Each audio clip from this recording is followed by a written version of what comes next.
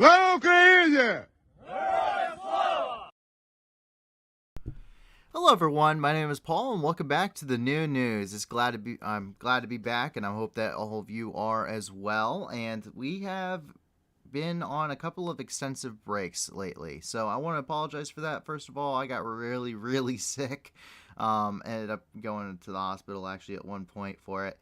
So I was not really in the ability to do the stream. And then we also had some planned activities already for 4-day weekend this past weekend. So obviously we went ahead and did those. We actually were up in Chicago, right outside the Ukrainian embassy. So that was actually pretty cool up there, just to be outside the consulate. So pretty interesting, but that was just one part of our weekend, of course. But I do want to apologize for the extended breaks. I know it's not exactly what we set out to do. We want to try to keep up a daily news stream, but we're human beings as well, and we need to take our breaks and, of course, get rest when we're not feeling well. So unless I get apparently sick once again and just cannot continue, we don't foresee any unexpected breaks in the near future. We will continue the Monday breaks, however. So that will be a continual thing because I can't do this 24/7.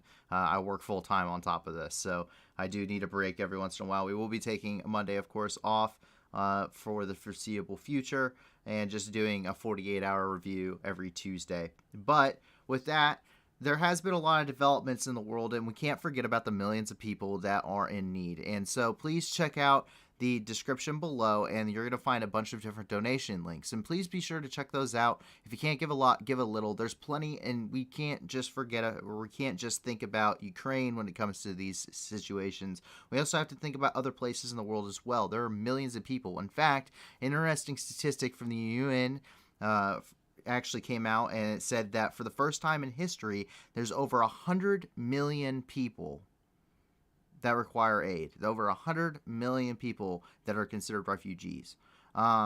So we can't forget about any of that. That's not just because of the war in Ukraine, but also because of places such as Ethiopia and Somalia and Southeast Asia and South Africa. And we want to be able to help not just the people in Ukraine, but all people throughout the world who need help. And so please, once again, check out the description below, and please go and visit those sites. We did go ahead and vet those, and roughly 80% or more of every donation actually goes directly to the programs. So that way the majority of your donations are actually going to help people and not just pay for salaries and administration's costs. And with that, we're going to go ahead and dive right in. And so we're just hitting the headlines for the night. There is a bunch of stuff that has been occurring worldwide. There's been a couple of different developments here in Ukraine, but outside of just the normal, daily occurrences that you were going to see every day in the war zone, there really hasn't been a whole lot of really major developments. But what did come out is a big player. And the first thing we actually have here is from the 21st and the 23rd. We wrap these two together. And that's because we're actually seeing different pieces of heavy equipment that are making it into Ukraine. We're seeing it in large numbers. We're seeing, for instance, the Caesar 155 artillery gun has made it into Ukraine. We're continuing to see M777s coming into Ukraine, as we can see here. These originally came in on the 21st. So these are towed artillery pieces. They're U.S. manufactured. They're 155 millimeters. That's their caliber, which is pretty much the standard for NATO artillery pieces, but they're very long range. And not only that, but they're also getting tens of thousands of rounds of ammunition. These are all 155 shells that came in on the 23rd. So more of this stuff is getting delivered. More of this stuff is coming into Ukraine, and it is coming in every single day. And when it comes to the war in the East, heavy equipment is the name of the game. Artillery pieces are dominating the battlefield. The battle space there really requires heavy uses of artillery on both sides. We've seen Russia be using heavy uses of artillery throughout the entire duration of the war, but the Soviet stockpiles, that 152 millimeter artillery, which is what the Soviet Union really used and what Russia continues to use, those stockpiles have run out essentially in the West, and we're seeing the transition into using more NATO-style munitions to include 155 millimeter artillery rounds, which is really something Western countries are going to be able to continue to produce and continue to supply. And they're training those Ukrainian forces on those weapon systems to be able to employ them effectively. And they have a greater range, which means that they're just more effective at their job than what has been previously fielded up until this point. And the quantity goes along with that. And as we move up here into Chernihiv, we can see that our favorite dog, Patron, continues to teach. And Patron is a bomb-sniffing dog for Ukraine. He's made pretty extensive news coverage. They're going to make a stamp in his honor.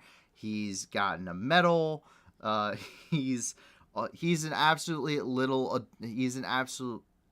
adorable little dog. He literally, his vest, you can carry him like a suitcase. It is absolutely adorable. But in between, he's found extensive amounts of unexploded ordnance. So far, about 300 pieces that we know of. 150 northwest of Kyiv and 150 so far in the Chernihiv region. That was last reported. And in between this, he's actually going through and he's being used to teach children how to act around unexploded ordnance, because this is going to be a problem that won't just affect Ukraine for weeks or months. This will be a decades-long issue.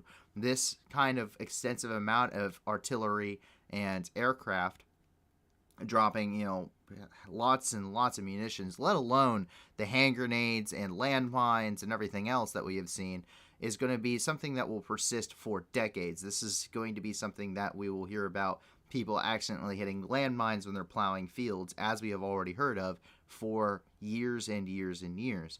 And you have to teach children very young how to handle this kind of a situation, because they have to develop and adapt to those kind of surroundings and know what to do. That way they don't become injured. And we can see him doing this via Zoom calls. We've seen him do a couple of different things here. Let's see if this is going to load for us. It would appear it does not want to load. Oh, there we go. And as we can see, there he is on Zoom there, teaching kids about how to handle themselves around explosives. So, always adorable. I absolutely love this dog. He is nice, little gleaming silver lining to this entire horrible circumstance. Really, that's a lot of things. A lot of animals. He's not obviously the only bomb-sniffing dog. He just happens to be the best known. And there's a lot of things where in all of this absolute terrible situations that and terrible news that we have every day, there's been a pretty significant amount of really, it shows we're seeing the worst of humanity and the best of humanity, unfortunately, in the same place. The first responders, 100%, they have been working continuously with real disregard for their own personal safety to continue to provide services throughout the duration of this war, even in affected zones. Even in occupied territories, they still continue to do their jobs to continue to provide aid under fire. And it has been a game changer for civilians. And we saw that continually up near Kyiv during the heavy fighting there, and in Kharkiv, where they're actually being targeted to an extent, and we continue to see that throughout the country. And here in Lozova, a cultural center was actually hit by a missile on the 20th. And what ended up happening is a community center there in Lozova. 7 people were injured, including one who was an 11-year-old child. And we do actually have the footage from that attack. Take a look here. There's no audio with this. There's the cultural center. It's just a normal day. Normal, peaceful day. You see people riding their bikes out in the street. And this missile comes in and levels that building, essentially. And this is this is freshly renovated. a brand new cultural center essentially, and it just gets leveled. What is the point of this target? What military point is there to hitting this target? It's a literal cultural center, civilian infrastructure, and it's in a city that is well behind the lines.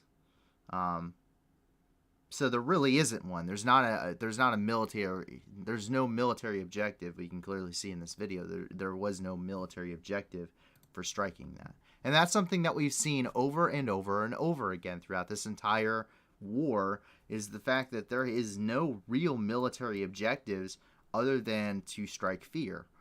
When it comes to hitting these kind of targets, like what are they going to achieve by hitting cruise missiles in Lviv? They're not gonna.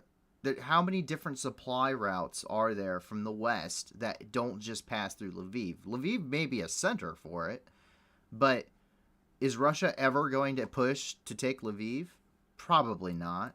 How about Odessa? Probably not. Or Uman, which you've seen hit? Probably not. They're probably not going to push that far. We haven't seen them able to push that far. There is no true point. There is no true military target in hitting these. There's no strategic advantage there. There's no tactical advantage here. It's just for the cause of fear.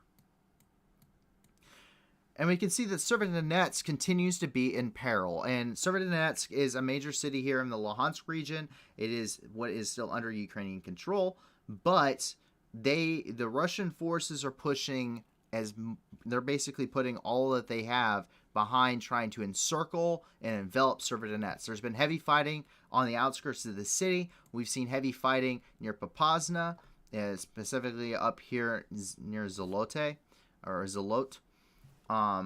And we continue to see heavy fighting as they continue to try and basically encircle. We saw Rubizne very early on, and we continue to see over here near Bilohorivka, where they were building these bridges, essentially pontoon bridges, that were destroyed as they were trying to cross the river here, the Severodonetsk. And part of that encirclement included down here in the south. So just south of Popasna, there was a couple of towns here that were basically being heavily engaged as an axis of advance for Russian forces. And the first thing that they did was yesterday, they ended up here in I'm going to try and pronounce this, Zitlodarsk. They hit the dam there, which in an attempt to cause a breach here of the Luhan River. Because you have the Luhan River has a reservoir here, and then it's supposed to continue here. There's a dam located right here. And they attempted to breach this. It caused extensive external damage. And we have a couple of photos here of that blast. And it caused pretty extensive external damage, but relatively it is intact. It hasn't been breached. Take a look here at some of the aftermath.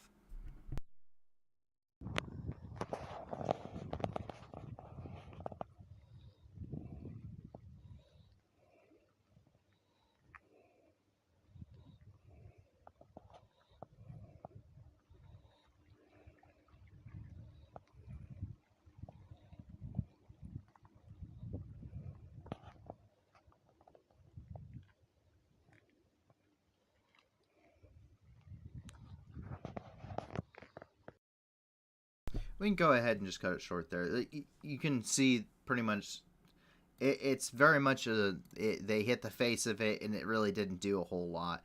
And this isn't the first time we've seen them hit a dam. We've seen them do that before down here, more towards Crimea, trying to open up because those dams were blocking water going into Crimea. So they went and hit those, and they opened those up. But not long after that, really what ended up happening is Ukrainian forces were here along the Luhan River, and they were getting heavily engaged by Russian forces. So Ukrainian forces decided that they needed to conduct a tactical withdrawal in order to pull out of this area and go to lines that were going to be much better defended. We don't know and shouldn't know where those lines are. We shouldn't know where those better defensive lines are at currently, but we do know that they were being heavily engaged in this area and had to conduct a tactical withdrawal. As a result, today, both Svitlodarsk and over here, Myronivsky, actually fell to Russian forces. And so we do know that both of these villages fell to Russian forces as of today, creating another bulge here. Is it significant? Yes. But not unheard of. Ukrainian forces near Popasna had to conduct a tactical withdrawal, and it's the smart move. The Russian forces really aren't making a lot of gains in any area. They're making some, they're minor gains, but they aren't making anything major. Really, they took Kremina early. They took Popasna after some really bitter fighting. Rubizne is all but destroyed, but it's still contested. They lost Marinka. So we're seeing some movement. We're seeing some continual advance. It's just, for all intents and purposes, it really is a stalled offensive. They just don't have the manpower or logistical capability to really make that driving force. There's still plenty of room here for Ukrainian forces to withdraw out of Severodonetsk if they really had to, back towards, say, Kramatorsk or other defensive lines in this area. We do know that they're trying to push here to Bakhmut. I don't think that's going to go very well. They have a very long way to go, and as their gains have shown, realistically, they don't have the forces here to really continue to push and squeeze that as they try to envelop this pocket. And as we move down here to Mariupol, and this is something that came out on the 21st, and this is something that I think needs to be equally addressed, because a lot of people want to show everything in a good light when it comes to Ukraine. And for the most part, it's true. What the causes are, like the causes behind each faction involved in this, are pretty blatant where they're coming from. And the Azov unit there in Mariupol put up a very courageous defense of the city clear up into the end. And they did surrender. And we reported on that when it occurred. But a lot of what has been talked about, and one of the vocal reasonings behind Russia's invasion, is the denazification of Ukraine.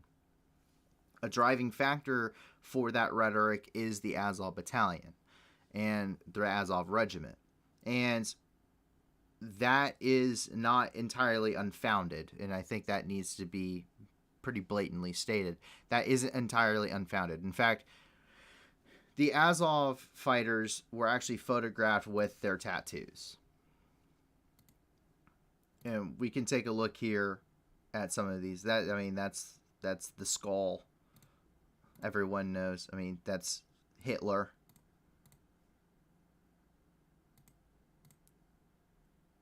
And we continue to see that kind of imagery from Azov fighters. We have a video here. We'll take a look.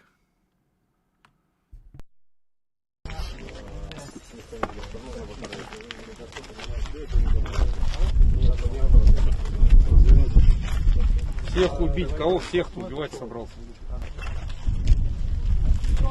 Какого ты города? Мариуполь. So, here's the thing. The Azov Battalion is a right-wing, really extreme faction. That is true. The Azov Battalion is a right-wing faction. They are indeed, to an extent, some of them are neo-Nazis. They have recruited internationally right-wing extreme more extreme right-wing individuals. They are a paramilitary faction. They were formed in 2014. They protected pro-Ukrainian protesters, but they operated as a paramilitary force and then as a territorial defense force before territorial defense forces were officially a thing. They really bolstered their forces and really became a full-fledged unit during the war against the separatists starting in 2014 and onward. They have participated in the Battle of Mariupol prior to this, prior to the invasion against the separatists. Now, since then, since 2014, while the recruitment has continued and while some of that legacy remains, there's an estimated 10% of the Azov battalion that's still extreme right wing. A lot of them were phased out as they became they were going for much more credibility as a unit. And you can't really do that as a right wing extremist group. The important thing about this is to emphasize is that while yes, a lot of the claims that Russia has on the Nazification because of the Azov, specifically the Azov regiment, is founded in some kind of truth, that still is not a justification to invade a country. There are right-wing extremists in every country in the world. There are anti-Semitic people in every country in the world. In the United States, the United Kingdom, France, Germany, Belgium, Poland, Ukraine, Russia. There is some kind of a neo-Nazi sect in Russia. I guarantee it. That does not mean that you can invade other people because there is a small group of individuals who have extreme ideologies. You don't invade a country for that. Unless they are openly... Like, it takes like a 9/11 style event for something like that to happen. And once again, when that happened, they ruled a country when we did it. I just want to point that one out. But yes, you're going to see this imagery. No, it does not change what they did in Mariupol. No, it does not change what they were doing, what they were fighting for while in Mariupol. And no, it does not add any kind of justification to invading a sovereign nation. So, to be clear on that. So, that is actually all of the news inside of Ukraine, but there is a lot of international news to cover as well. And the first thing we have is actually coming out of Hungary, and that's because today the Hungarian Prime Minister announced a state of emergency. So, basically, his government has just gotten into being set up, and because of the conflict in Ukraine, which is their neighbor, they officially declared a state of emergency regarding really some emergency wartime powers. The government will assume these powers in order to really to react, quote unquote, to what's been going on in the war in Ukraine in a much faster fashion is really what they're going for. And the first measures are going to be announced on Wednesday. And so we'll have to see what comes of that. So we'll have to see how that goes tomorrow. But we're getting this from Al Jazeera. So we should be getting some more information tomorrow, exactly what some of those powers are going to be and what some of those first initial actions are going to be. Whether that's they're going to be putting more troops on their border, or whether that's going to be putting troops over here near Bosnia and Herzegovina and Serbia, because there's been some tension rising in this part of the region as well. We'll have to take a look. As we move over here into Geneva, which is in Switzerland, we actually see part of the World Health Organization is speaking out regarding a monkeypox outbreak. And according to the World Health Organization, so far 92 cases have been identified by doctors in about 12 countries. So not a major outbreak thus far or anything to be concerned about, but just because COVID-19 is a thing doesn't necessarily mean other things such as Ebola, monkeypox, or any of the other millions of types of other diseases or illnesses go away. These things are still occurring, and the World Health Organization still has to monitor for further outbreaks worldwide. So that is what they're identifying so far. Only 92 cases in 12 countries. So we'll have to see if that spreads or what the response is going to be by the international community, especially after and while we are already dealing with COVID-19. I think that response will be probably a little bit faster. And as we drop down here into the Middle East, there's been several developments over the last few days. And the first one is that on the 20th, Israel conducted airstrikes there in Damascus, which is in Syria.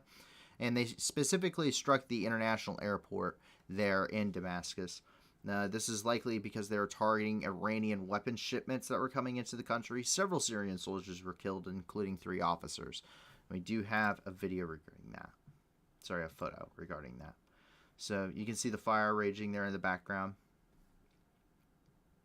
So the thing about Iran and their involvement in conflicts in the Middle East is they're involved in just about every conflict in the Middle East in some capacity. During my time in Syria, it was estimated that 70,000 Iranian fighters had moved through Iraq and into Syria. That's one of the reasons why there are troops positioned in several locations, not to get too specific, why U.S. troops and coalition forces are positioned in key locations in Iraq and neighboring countries, is because of the flow of weapons and equipment and even manpower into these countries that are in political turmoil because of ongoing conflicts. Syria has been in the middle of a civil war, and it's a perfect proving ground for your forces to gain experience, but also to allow for outside influence. And ideologies really kind of align to an extent with what Iran is trying to achieve and what Syria and also Russia, which is essentially the only thing propping up the Syrian government, is attempting to achieve. So that's kind of the ongoing thing there for them. They're just flowing troops and equipment and supplies from Iran through Iraq, smuggling it into Syria in pretty vast quantities. And Israel is not a very big fan of that. And up here in the north, we also know Turkey isn't a very big fan of a lot of things either. And this is because Turkey announced that it would be starting another military operation to expand its 30-kilometer security zone in Syria. So this happened in 2019. Yes, 2019, during my second rotation. And what ended up happening is the U.S. forces had to pull out to an extent inside of the country of Syria in order to allow for Turkey, which was dead set on conducting a military operation, to essentially invade the country of Syria and put a basically security zone of about 30 kilometers into the country of Syria in order to prevent terrorist activity on their border. This is why there are Turkish troops in places like Aleppo, Al-Bab, in places such as Anissa. You're going to see this as a trend, and they're going to be expanding this territory, which means more troops are going to be flowing into this region. They're going to continue in an offensive to drive further south. The driving factor for this is the PKK. The PKK is a Marxist group of the Kurdish militias, and there was internal PKK groups inside of Turkey. Turkey sees the Kurds really as nothing but a bunch of terrorists and continues to really, to an extent, persecute them. Keep in mind the Turks have no country of their own, so they're forced to live in semi-autonomous regions inside of other countries, such as here at the Dahak Governorate in Iraq. This whole area is Kurds and Peshmerga. which are the Kurdish fighters here in Iraq, and you have the YPG, YPJ, YPK, and PKK all throughout this region, specifically those first three groups here in Syria. So basically, they're going to push into drive off the Kurds further from their border, and that's really what they're going for. We can take a look at this here on him making that announcement. Güney sınırlarımız boyunca 30 kilometre derinliğinde güvenli bölgeler oluşturmak için başlattığımız çalışmaların eksik kalan kısımlarıyla ilgili yeni adımları da yakından atmaya başlıyoruz. Ülkemize ve güvenli bölgelerimize sık sık yapılan saldırıların, tacizlerin, tuzakların merkezi konumundaki alanlar harekat önceliğimizin başında yer almaktadır. Türk Silahlı Kuvvetlerimiz, istihbaratımız, emniyet güçlerimiz hazırlıklarını tamamlamaz İnşallah bu operasyonlar başlayacaktır. Perşembe günü yapılacak Milli Güvenlik Kurulu toplantımızda. So we're going to head and cut it there. It's just him making that announcement for those that speak Turkish. I don't personally speak Turkish at all. But we're seeing a continual trend of Turkey conducting military operations in the name of counterterrorism to really target Kurdish forces in neighboring countries. We've seen it in Iraq. We've seen it in Syria twice now. We've seen it inside their own country. And it's just becoming a much more of a blatant issue that is driving a wedge with other coalition partners, because other than Turkey, no other NATO country sees the Kurds or as an enemy. They don't see them as a terrorist organization. This is why Turkey is willing to veto Finland and Sweden joining NATO, because they support Kurdish forces, specifically the YPG and YPJ, who backed coalition forces and really spilled their blood instead of coalition forces fighting the Islamic State in Syria. That is why Americans and coalition forces weren't getting killed all of the time in Syria, because it was the Kurds fighting on our behalf while we advised and assisted them. This is why there wasn't a massive amount of casualties like we saw during the Iraq War or the war in Afghanistan. This is because the Kurds were taking those casualties and they weren't showing up in DoD numbers.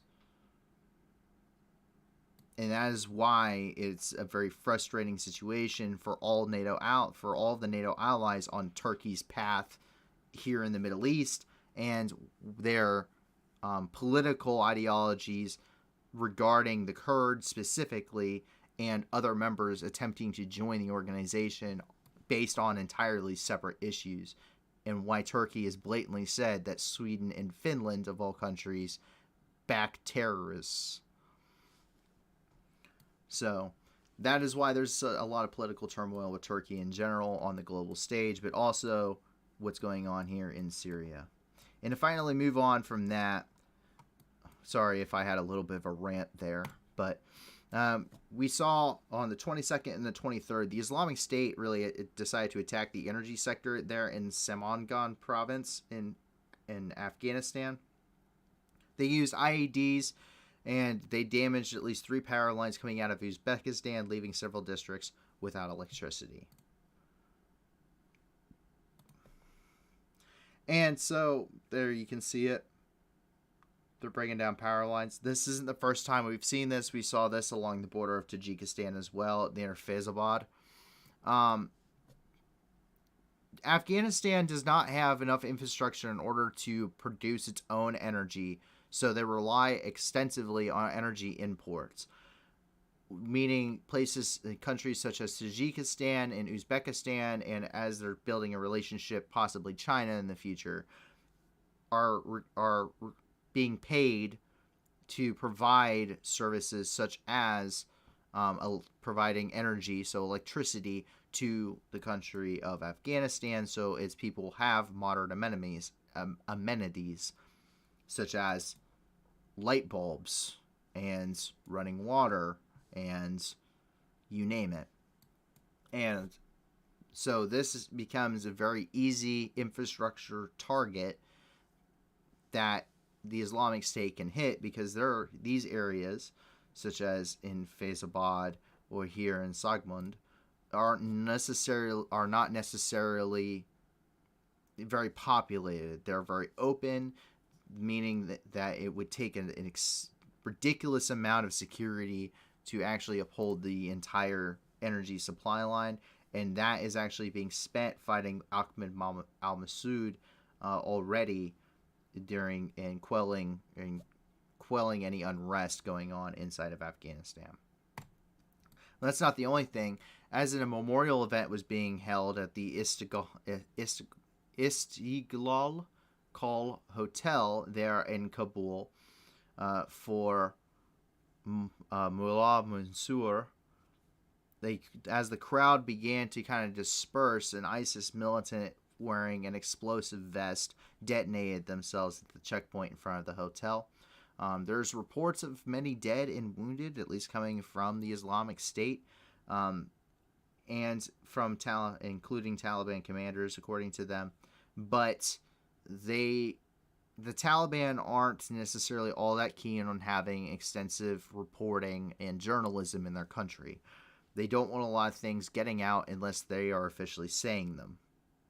And so we've seen it before where they're actually preventing local media from talking about certain issues, this being one of them. We also saw it up in Mazir-i-Sharif. We've also seen it when it comes to their current economic crisis.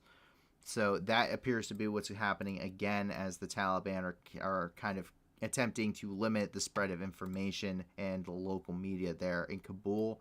So there's not a whole lot of information we're currently getting out of the area. Up here, today here in Armenia, here in Yerevan, the protests just seem to continue. We've seen these protests for weeks now. We're going to continue to see them. And this is because Azerbaijan and Armenia are still technically at war, and they're trying to come to a peace accords. And Armenia is expected to accept whatever terms Azerbaijan pushes their way. They're essentially going to lay down and take all of the concessions, really no negotiation to it. That is kind of what is being expected. So the opposition is currently going, and there are thousands of people that are in an uproar. They went to the foreign ministry building today. They went office to office looking for diplomats to talk to. They demanded to talk to the minister, or the deputy foreign minister, who said that Artsakh will never be part of Azerbaijan, which is one of the regions that is under those concessions that Azerbaijan is demanding. But they aren't going to comply with those demands. And we've seen them continue to put down these protests in a rather aggressive manner. I mean, take a look here.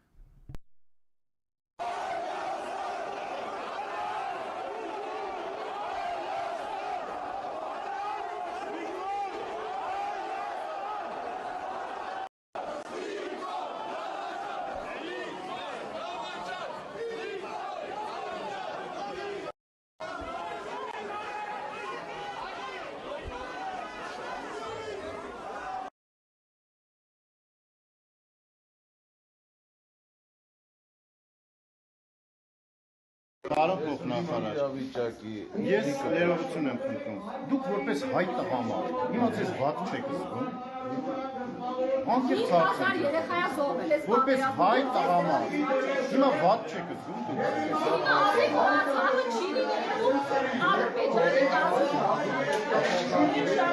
Այստեղ պետք է արձանագրել, որ պաստորեն արտաքին գործերի նախարարությունում հրաժարվում է։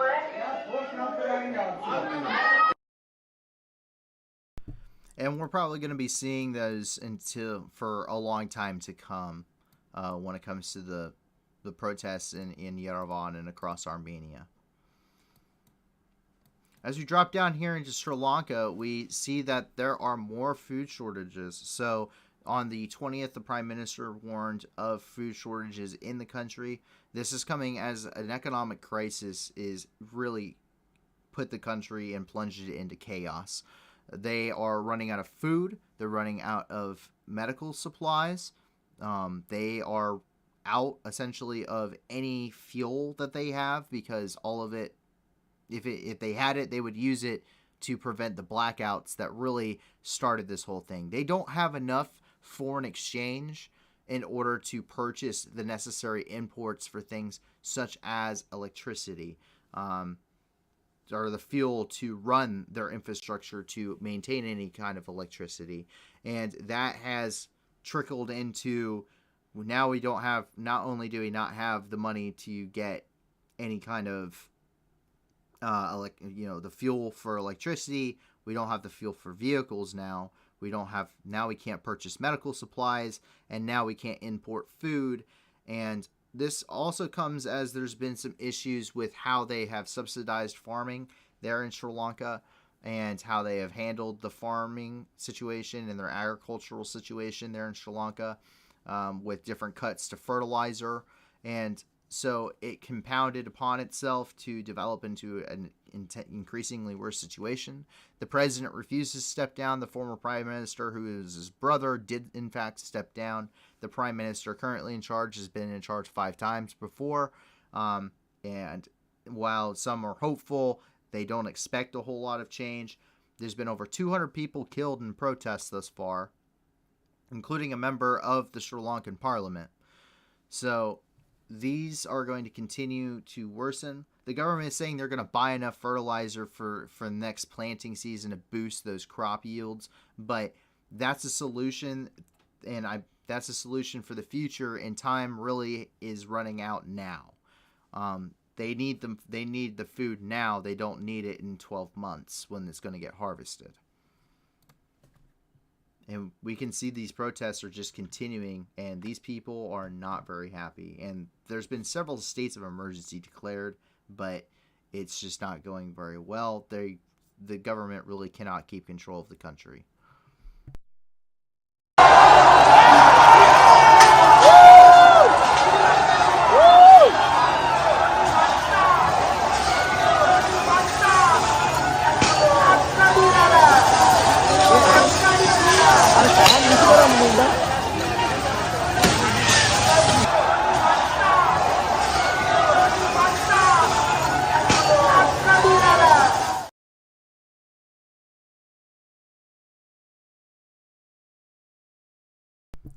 And as we move over here into the Philippines, the Islamic State and the military engaged in combat near Datu Salibo, there in the Philippines. The Islamic State has a very large presence in the Philippines and in Indonesia and throughout several different regions here in Southeast Asia. An uncanny presence. Openly being Islamic State terrorists in the streets and being caught on CCTV cameras. And this was a pretty large scale engagement. I'm talking aircraft, helicopters, infantry, armor, the whole 9 yards. At least one of these Islamic State members was reportedly killed, but losses for the military are not currently known. But the Islamic State did publish footage of the engagement.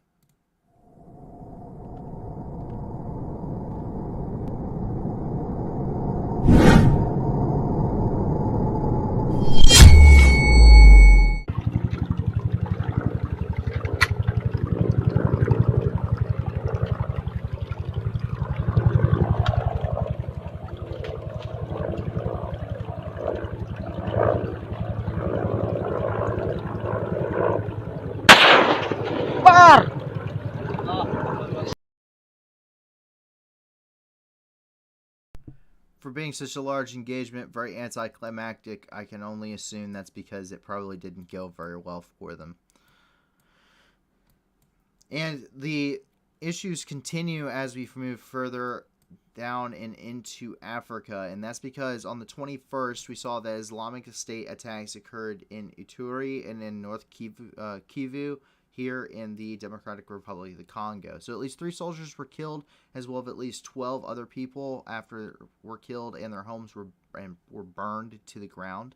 What they're really doing in this region, and we've seen it time and time again, is they're specifically targeting the military in order to boost the amount of supplies that they have, weapons, ammunition, equipment, but also they're targeting Christians specifically in this region and essentially executing them and burning down their property. Really, the normal terrorist things that you do in a region.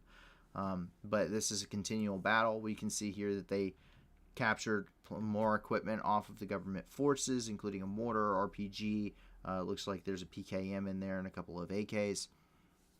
So this is going to be a continuing issue, and Africa is considered now the most hostile location for coalition forces, and it's considered really the forefront of the battle against the Islamic State. So while the Philippines may be pretty bad when it comes to the Islamic State, at least the governments there are still continuing to fight and are having successes against them. In Africa, the terrorist organization, and as well as terror organizations such as Al-Shabaab, Boko Haram, Al-Qaeda, just as a group in general, they are very widespread. They have a very large backing, and the political and economic situations in these countries, as well as the security situations, really allow for them to continue to grow, to continue to operate, and to continue to be effective time and time again against government forces, despite their best efforts. So we're seeing a lot more coalition focus towards Africa. There is crisis response forces for Africa, for the United States as well, and other coalition forces, including the French, are operating in Africa as well, and Germany. And there are some successes by local governments. Here in Nigeria, during a counterterrorism operation, 2 different Islamic State militants were detained near Kano. They found weapons, suicide belts, IEDs, their components. And so this is a pretty big breakthrough. Killing them is one thing, taking them alive is another. Whether or not they talk, we'll have to see.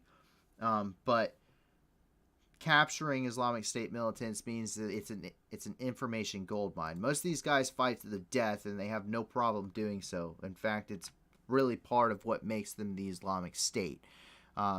They fight to the end. So to take them alive is a big gain when it comes to intelligence. And also getting things such as components for making IEDs, weapons, equipment, all of this stuff, that's a very big dampener on their operations. These things are expensive. IED factories are expensive for a terrorist organization to run and to maintain, and it's a very big asset for them. Destroying that means that you limit their capability at large. And roughly 30 Al-Qaeda-linked insurgents were killed in Burkina Faso. So they are JNIM. So that's just a local group of Al-Qaeda-linked militants. Al-Qaeda has many different links. Boko Haram and Al-Shabaab, specifically Al-Shabaab, is really the main ones you're going to hear about, but there are plenty of other different factions that are Al-Qaeda linked throughout the region.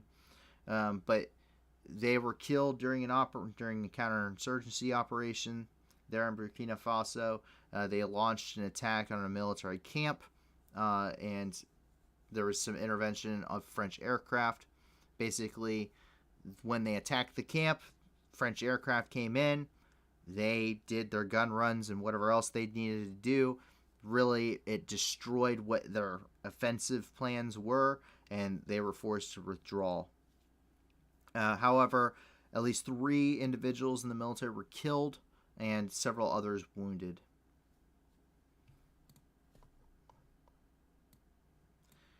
And as we jump over here to the United States, President Biden yesterday can address some security concerns when it comes to Taiwan. And this comes as he went to Asia on a 5-day different tour of Asia. And this is because there's been a lot of focus when it comes to Europe, especially because of the Ukraine war, but Asia and Southeast Asia, the Pacific region as a whole, is still very strategically important, and it's still going to be a major factor in global affairs going forward. China is quickly developing its military and expanding its influence.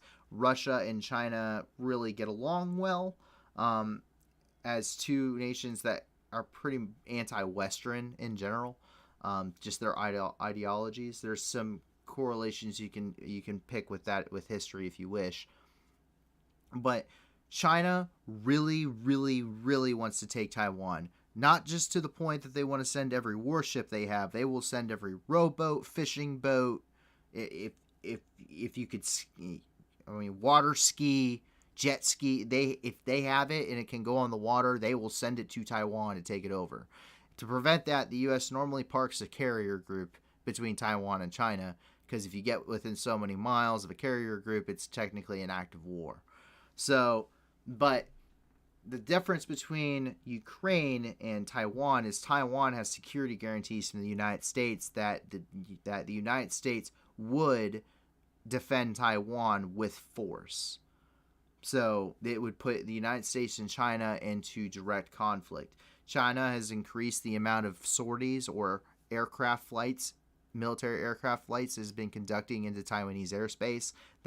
And Taiwan, while not officially recognized as a country by the international community because of China, and just because China is the largest economy in the world and is a growing political and military power, while they're not internationally recognized as their own separate country, they really are. They are their own country. They have an entirely separate government. They used to be the federal government of China until the communist takeover, in which case they fled to the island of Taiwan. Doesn't necessarily mean they have the greatest history. In fact, they're for all intents and purposes, they're a relatively new democratic nation. They were really under a dictatorship for a long time, but still, there's the U.S. backs Taiwan. It's a very changed country now. It's a very different country than what it started out as, and so we're reiterating the fact here that we will defend Taiwan with force should China attempt to take it over. Community. Very quickly, you didn't want to get involved in the Ukraine conflict militarily for obvious reasons. Are you willing to get involved militarily to defend Taiwan if it comes to that? Yes. You are. That's the commitment we made. That's the commitment we made. We are not. That is the commitment we made. That is the commitment that we have made, and that is the commitment that we have upheld for decades now, and we will continue to do so as long as the United States policy doesn't shift. And you're seeing even that ideology in the military, specifically for the Marine Corps dropping tanks, for instance, was one of the main reasons for that is because the Marine Corps is going to be shifting towards operating once again in Southeast Asia. Those island hopping campaigns of World War II, think of that ideology in the modern day, and that's what the Marine Corps is currently going for their plans, while the Army is more or less looking at how to operate in Europe and how to combat conflict in Europe, much like it was during the Cold War and World War II. And unfortunately today, with the last minute edition, we end on a very somber note. And unfortunately, there just wasn't anything necessarily all that interesting today. But there was some very recent news that occurred, and that's because there was a mass shooting in Uvalde, Texas. 14 students and at least one teacher were killed during a mass shooting at an elementary school there in Texas. President Biden addressed the nation just a few hours ago, calling the shooting horrific, amongst several other political things. We're not going to go into that here, but this comes immediately after the mass shooting on May 14th in Buffalo, New York. It was conducted by a high school student, here. There is, other than what has happened thus far, we know of the high school student, we know of the deaths, we know of the target, motives or anything else. We just don't know why. That will probably be coming out over the next few days. But unfortunately, another school shooting there in Texas today. My deepest condolences to the families. And with that, we have actually covered all of the news in the world. So, a lot of stuff going on, a lot of stuff that we missed, a lot of stuff that, a lot of the finer details that we normally get in a stream, such as where we're spotting aircraft and everything in Ukraine, obviously didn't go here because there's a lot of stuff that needed covered over the last few days. But the war, how the war is fought in Ukraine isn't going to change much. And it's just going to be a lot of heavy weapons and artillery, which is why Ukraine continues to ask for that stuff and why the West continues to send it. Terrorism throughout the world is an unfortunate thing, but it's something that we have, at least a lot of us who watch this, if you're roughly my age, it really grew up with, unfortunately, extremism in the world. And unfortunately, we have to acknowledge facts that extremism happens no matter what side you're rooting for, as we see with the Azov Battalion. And we knew this. We knew this, that this was a thing. But because of what they were fighting for, a lot of people chose to overlook that. And we can continue to say what they did was good, but their ideologies, prior to this may not be. We just have to understand that extremism exists, not just in Islamic extremism, but in all walks of life. No matter what ideology you have, there will be people who take it to the very far end extreme spectrum of it. And we have to understand that that is a thing and address that as it comes forward. And so, obviously, a lot of bad news out there over the last few days, but luckily there's good news too, and that's the fact that we can help. There are millions of people who are affected by these situations globally, and other situations as well.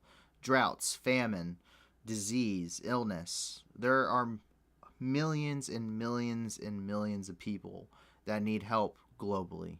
Not just in Ukraine or the surrounding nations, but in places such as Ethiopia, such as Somalia, such as Ukraine, such as Southeast Asia, so Indonesia, Thailand, the Philippine Islands. We can't forget about those people either. And so please check out the description below, and please check out the different foundations and fundraisers that are in there. We vetted them to make sure that the majority of your money, 80% or more usually, goes to actually helping those people and the programs in order to give them the best chance for a good life that we can, to help them through these difficult times and endeavors. And we want to be able to be the news that gives back. And the only way we can do that is with your support as the community. So if you can't give a lot, give a little. If you can't give anything at all, give us a like and subscribe, because it helps us reach more people. We can give the news, and I can give my 2 cents on whatever issues I know about. But more than that, we want to be able to help people. So we want to be able to be the news that gives back. So please join us in that endeavor. There's a lot of stuff that comes out, and we have announcements whenever something goes wrong on our Discord, such as if I am extremely sick and can't do this stream. Join us on the Discord. There's a lot of stuff that gets posted for not just Ukraine, though we have an entire section dedicated to the conflict, but all over the world. So if you want to talk about what's going on in Southeast Asia, or if you want to talk about the rising extremism in the Middle East and Africa, or if you want to talk about what's been going on in the United States, then please go ahead. You can join us on our Discord. The link for the Discord is in the description below as well. and you can join us. You can pick my brain on any given issue, or there's a lot of intelligent people on there that post a lot of stuff, some of which even makes it into the stream, and you can rack their brains and have really good discussions, intelligent discussions about what's been going on. And so with that, we're going to go ahead and leave it here for the night. I hope you guys have a wonderful rest of your night. I hope that you are safe, that your family is safe, and that your friends are safe. And should they not be, I hope they find that safety and security in the very near future. And I hope you guys have a wonderful rest of your night. I hope you enjoyed the stream and are happy that we're back. And I hope to see you guys on tomorrow's stream, where we're actually going to be able to do a little bit more of that in-depth 24-hour review that we normally do. And with that, hope you guys have a wonderful rest of your night. Take care now. Bye.